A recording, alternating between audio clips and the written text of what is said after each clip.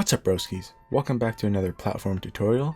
While going over footage, I've noticed a bunch of bugs, and none of them except for one can be considered a feature.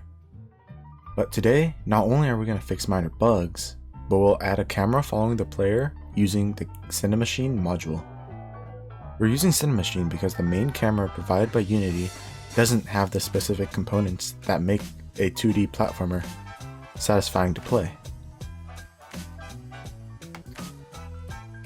What makes 2D platformers so notable is its camera movement. If you look at a game such as Spelunky 2, the movement of the camera is quick and snappy, while games such as Mario have barriers that control the camera. All of these types of camera movement can be mimicked with the Cinemachine module. Anyways, let's log on to Unity. First thing you'll need is to install the module. Head over to Window, Package Manager, and add Cinemachine. Today is the 28th of March 2021, and the latest version of Cinemachine is 2.6.4. If for some reason they make some major GUI changes and it looks different from this tutorial, you can head over to their documentation and take a look. Click on Cinemachine and add a virtual camera. Set the follow to follow the player game object, and in the body change the default to the framing transposer.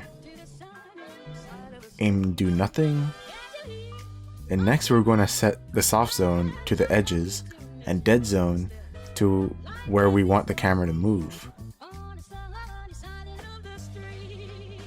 Next, I'll add look ahead so the movement doesn't look so static. A little psychological trick I'ma pull is put the bias X to the right, so when you play the game, the right side of the game view looks larger, tricking your brain into being more adventurous and check out the right side of the map rather than the left.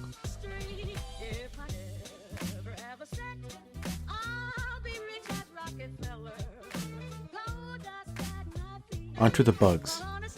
You can notice from time to time that the 2D box collider can get stuck at the intersection of these tile map colliders.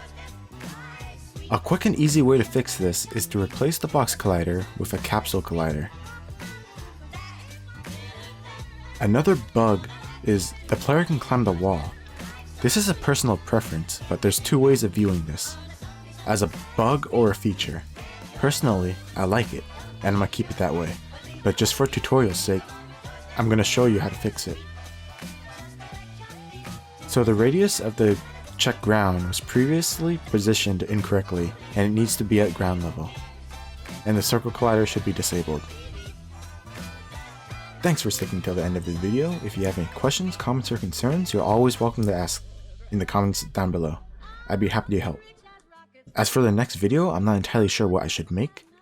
I was considering starting a second series, maybe like remaking old mobile games.